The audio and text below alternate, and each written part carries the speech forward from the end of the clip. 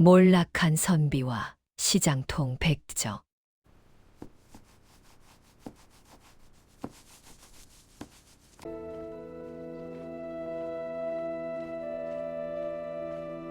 우리는 신분을 나눈 것이 아니라 절망 속에서 서로의 불빛이 되어 주었을 뿐이라고. 자, 텐디자를 써보거라. 선생님 이렇게요? 그래, 획을 바르게. 선생님 이건요?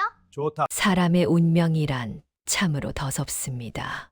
어제까지만 해도 고고한 학문을 논하며 나라의 기틀을 걱정하던 선비 김선우.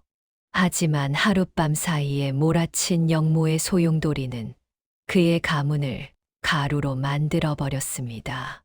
부모는 형장의 이슬로 사라졌고 그는 이름조차 숨긴 채 저작거리를 떠도는 신세가 되었습니다. 조선 제1의 명문가였던 김씨 가문. 3대에 걸쳐 정승을 배출한 그 집안이 단 하루 만에 역적의 핏줄로 낙인 찍혔습니다. 차가운 빗줄기가 뼈마디를 파고듭니다. 배고픔보다 더 그를 괴롭히는 것은 이제는 아무짝에도 쓸모없어진 이 손에 든 책 한 권입니다. 한때는 보물처럼 아꼈던 사서삼경.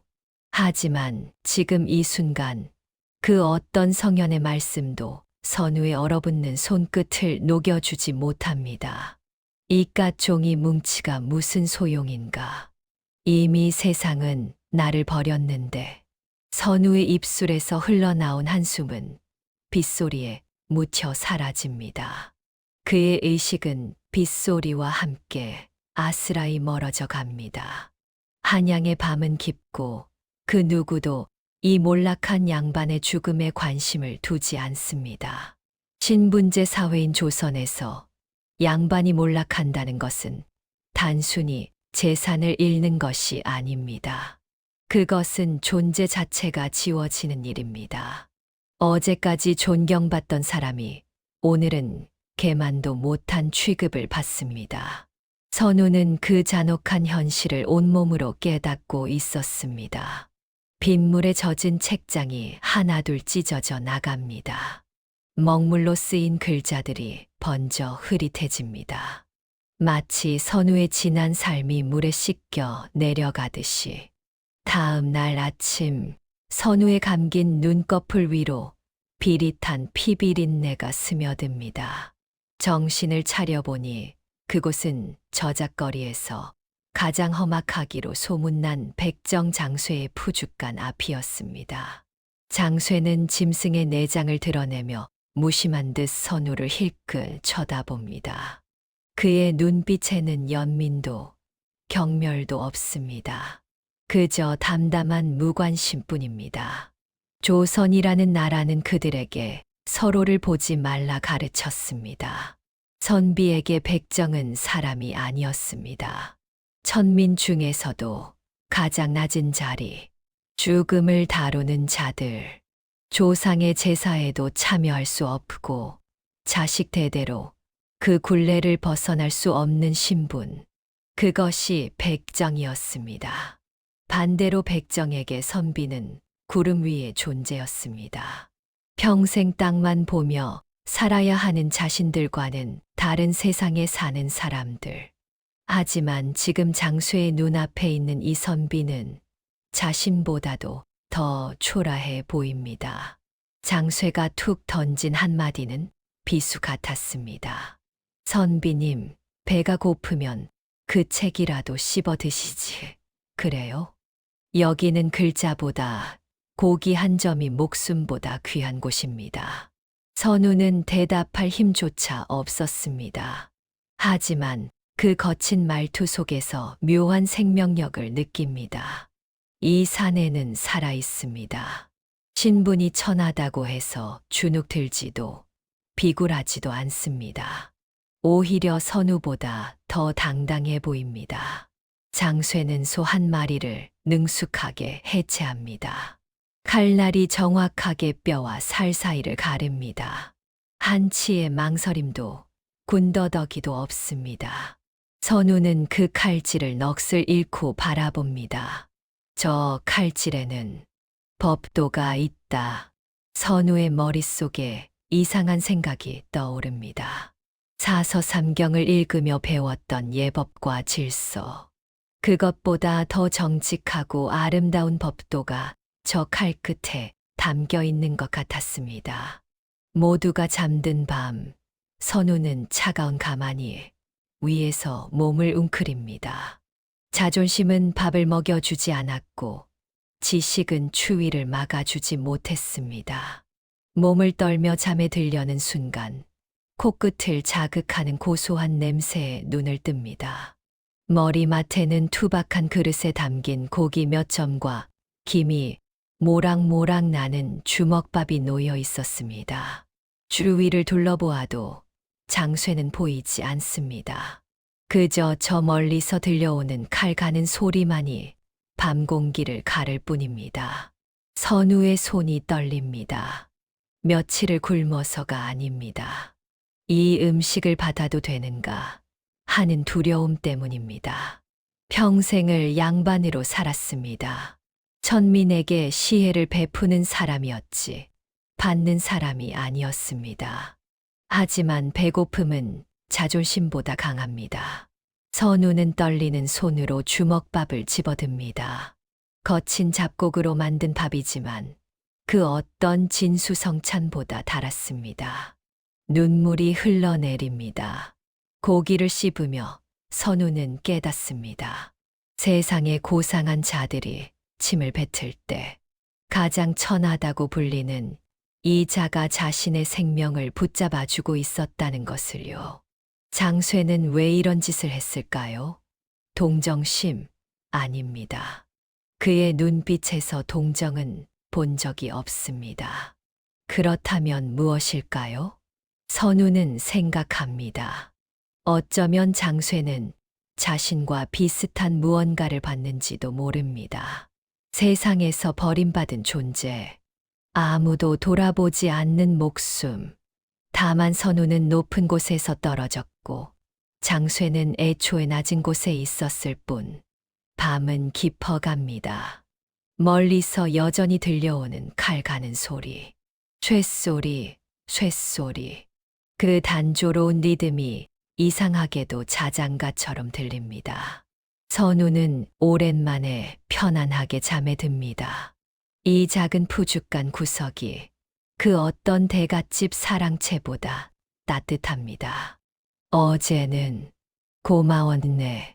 선우의 쑥스러운 인사에 장쇠는 대꾸도 없이 소뼈를 내리칩니다.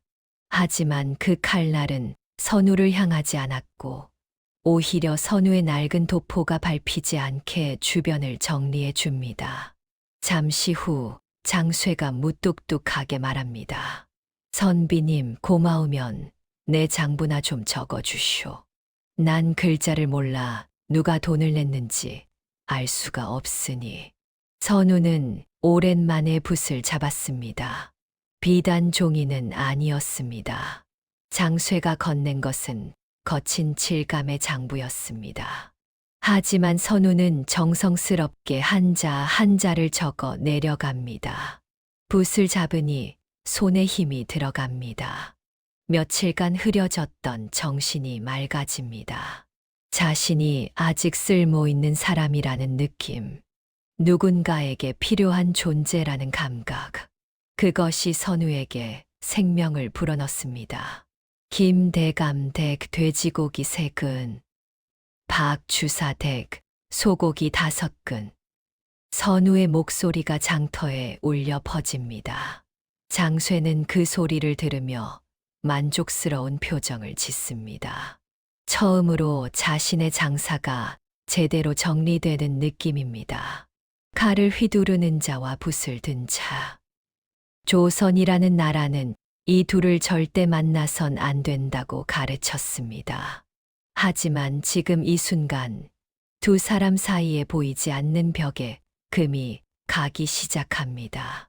장쇠는 고기를 썰고 선우는 그것을 장부에 기록합니다.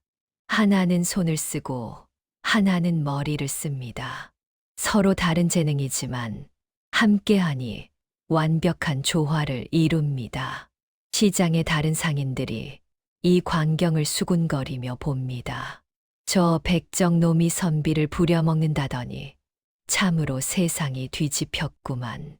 아니야, 저 선비가 백정밥을 얻어먹으려고 꼬리를 친다더라. 하지만 두 사람은 아랑곳하지 않습니다. 세상이 뭐라 하든 그들에겐 지금 이 순간이 중요할 뿐입니다. 해가 중천에 떠오릅니다. 선우는 장부 정리를 마치고 장쇠는 고기를 모두 손질합니다. 두 사람은 말없이 서로를 바라보며 고개를 끄덕입니다. 말은 없어도 통하는 무언가가 있었습니다. 하늘의 구멍이라도 난 듯 비가 퍼붓던 날이었습니다. 처마 밑에서 비를 피하던 선우를 본 장쇠가 억센 손으로 그의 소매를 잡아당깁니다. 감기라도 들면 장부는 누가 적습니까? 들어오쇼. 좁고 비릿한 푸죽간 안쪽. 처음으로 두 사람의 거리가 한 뼘도 되지 않게 가까워졌습니다. 장쇠의 거친 숨소리와 선우의 떨리는 눈빛이 교차합니다. 선우는 장쇠를 제대로 본 적이 없었습니다. 항상 고개를 숙이고 눈을 피했습니다. 하지만 지금은 피할 수 없습니다. 코앞에 장쇠의 얼굴이 있습니다. 햇볕에 그을린 피부, 칼을 쥔 손에 새겨진 상처들. 하지만 그 눈빛만큼은 누구보다 맑고 정직합니다. 선우는 깨닫습니다. 이 사람의 영혼은 어떤 양반보다도 깨끗하다는 것을. 장쇠는 젖은 선우의 어깨에 자신의 마른 겉옷을 던져줍니다. 거친 삼배 옷이지만 장쇠의 체온이 배어 있어 따뜻합니다. 선비님은 왜 그 죽일 놈의 책을 못 놓는 겁니까? 장쇠가 선우의 손에 든 낡은 책을 가리키며 묻습니다. 선우가 잠시 망설이다가 대답합니다. 이것이 내 영혼의 마지막 조각이기 때문이라네. 자네의 칼이 자네를 증명하듯이. 장쇠는 처음으로 선우의 눈에서 슬픔이 아닌 강인함을 보았습니다. 이 사람은 부러진 것이 아니라 휘어진 것입니다. 다시 펼 수 있는 힘이 아직 남아 있습니다. 그렇다면 그 책을 놓지 마시오. 나는 칼을 놓으면 아무것도 아니지만 선비님은 그 책만 있으면 다시 일어설 수 있을 테니. 장쇠의 말은 투박했지만 그 안에는 진심이 담겨 있었습니다. 선우의 눈에 뜨거운 것이 맺힙니다. 빗소리만이 정적을 채웁니다. 두 사람은 말없이 서 있습니다. 하지만 그 침묵은 불편하지 않습니다. 오히려 편안합니다. 비는 한참을 내렸습니다. 하지만 두 사람은 그 시간이 빨리 지나가기를 바라지 않았습니다. 6. 선우의 일과는 이제 책을 읽는 것에서 장쇠의 장부를 정리하는 것으로 바뀌었습니다. 먹향과 피비린내가 섞인 기묘한 공간이었지만 선우의 얼굴에는 오랜만에 생기가 돌았습니다. 매일 아침 선우는 장쇠의 장부를 펼칩니다. 어제의 거래를 기록하고 오늘의 예정을 적습니다. 장쇠는 그 옆에서 고기를 손질하며 가끔씩 선우를 힐끗 봅니다. 장쇠 자네, 지난달 김대감 댁에 보낸 고기 값이 아직 안 들어왔군. 내가 따로 기록해 두었네. 선우가 말하자 장쇠는 머리를 긁적이며 웃습니다.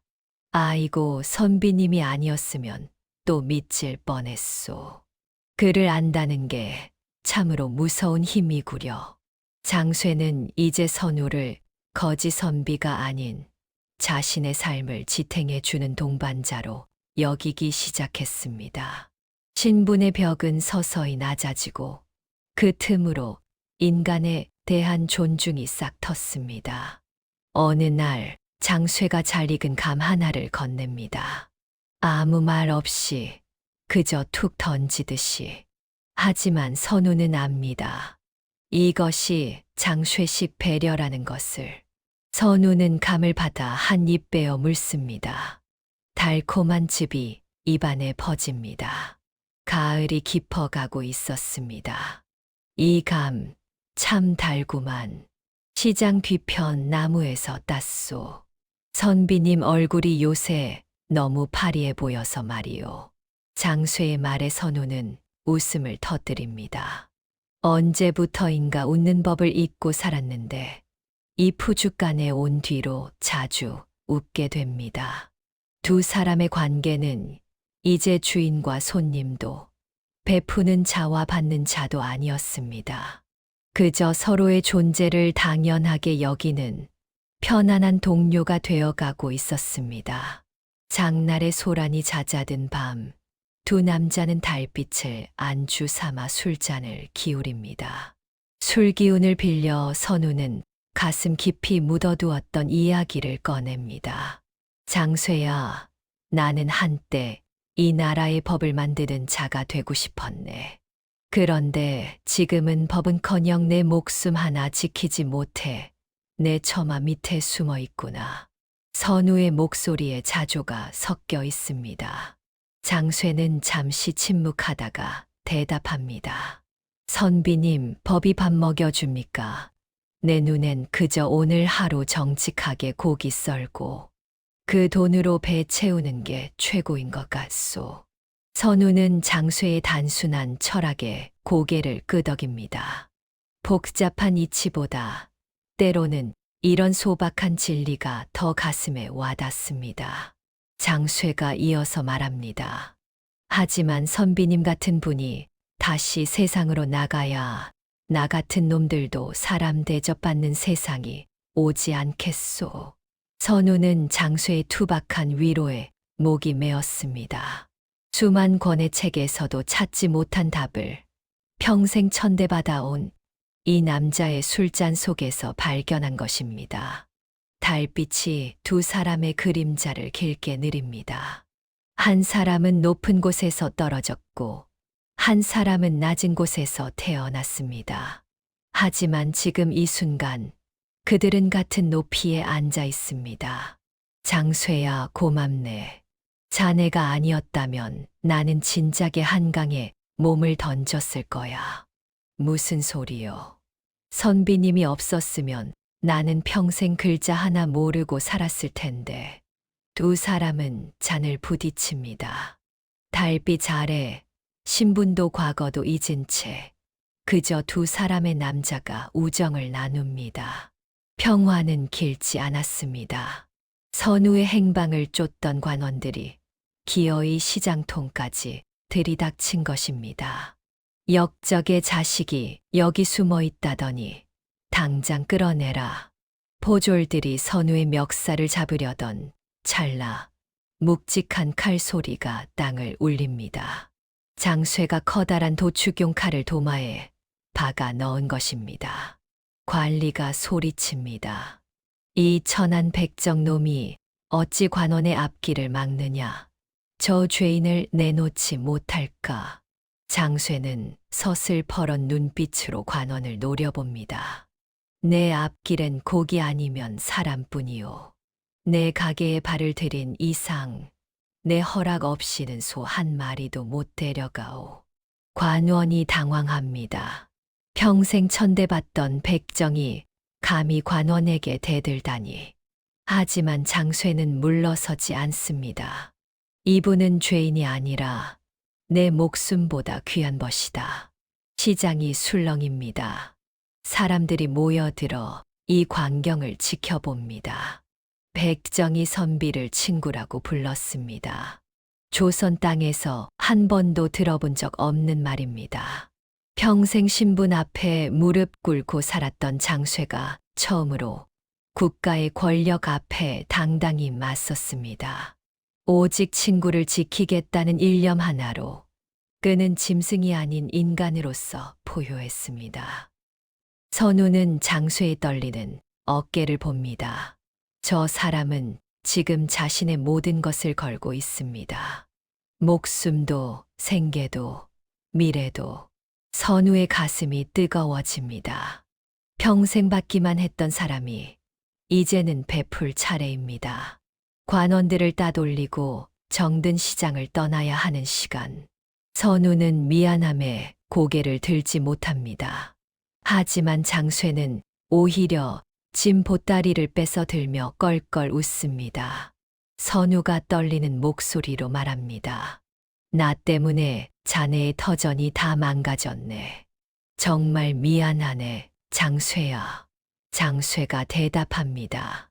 망가지긴 뭐가 망가집니까? 칼 한 자루만 있으면 천지가 내일 터요. 선비님 같은 양반이 혼자 길을 떠나면 산적 밥밖에 더 되겠소. 두 사람은 한양을 등지고 걷기 시작합니다. 어디로 가는지도 모릅니다. 다만 함께라면 어디든 갈 수 있을 것 같습니다. 한 사람은 붓을 챙기고 한 사람은 칼을 챙겼습니다. 신분도 고향도 잃었지만 그들은 서로라는 유일한 안식처를 얻었습니다. 길은 멀고 험합니다. 하지만 두 사람의 발걸음은 가볍습니다. 장쇠가 앞장서서 길을 열고 선우가 뒤를 따릅니다. 때로는 선우가 글을 읽어주고 장쇠가 귀 기울여 듣습니다. 장쇠야, 저 산 너머엔 뭐가 있을까? 글쎄요, 선비님. 하지만 우리 둘이 함께라면 뭐가 있든 괜찮지 않겠소.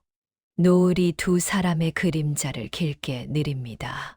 조선의 하늘은 여전히 신분제를 강요하지만 저 지평선 너머에는 새로운 세상이 기다리고 있을지도 모릅니다. 두 사람은 걷습니다. 끝없이 함께. 세월은 흘러 세상이 두 사람의 이름을 잊었을 즈음 어느 한적한 마을에 작은 서당이 생겼습니다. 사람들은 그곳의 늙은 훈장님과 그 곁을 지키는 덩치 큰 사내를 보며 고개를 갸우뚱합니다. 아이들은 선우에게서 글을 배웁니다. 사서삼경의 어려운 구절들을 배우지만 선우가 가장 강조하는 것은 다른 것입니다. 너희들아, 사람의 귀함은 신분이 아니라 마음에 있단다. 가장 높은 곳에 있어도 마음이 천하면 천한 사람이고, 가장 낮은 곳에 있어도 마음이 고귀하면 고귀한 사람이지. 아이들은 고개를 끄덕입니다. 그리고 마당에서 장작을 패는 장쇠를 바라봅니다. 그 늙은 사내의 눈빛이 누구보다 맑고 깨끗하다는 것을 어린 그들도 느낍니다. 수업이 끝나고 아이들이 돌아갑니다. 선우와 장쇠는 마당에 나란히 앉아 저녁 해를 바라봅니다. 선우야, 우리 참 멀리도 왔구만. 장쇠가 말합니다. 이제는 서로를 이름으로 부릅니다. 선비님도 장쇠도 아닌 그저 선우와 장쇠. 그래, 멀리도 왔지. 하지만 자네가 없었다면 나는 이 길을 걷지 못했을 거야. 나도 마찬가지요. 선우 당신이 내게 글을 가르쳐 줬으니 이제 나도 내 이름 석자는 쓸 수 있지 않소. 두 사람은 웃습니다. 주름진 얼굴이지만 그 웃음만큼은 젊은 날처럼 밝습니다. 사람들은 묻습니다. 어찌하여 선비와 백정이 형제처럼 지내냐고. 선우는 그저 웃으며 답합니다. 우리는 신분을 나눈 것이 아니라 절망 속에서 서로의 불빛이 되어 주었을 뿐이라고. 붓 끝에 먹향이 장쇠의 투박한 손등에 닿고 장쇠가 지핀 온기가 선우의 방을 덮입니다. 조선의 하늘 아래 가장 천했던 우정은 그렇게 가장 고귀한 역사가 되어 영원히 남았습니다. 밤이 깊어갑니다.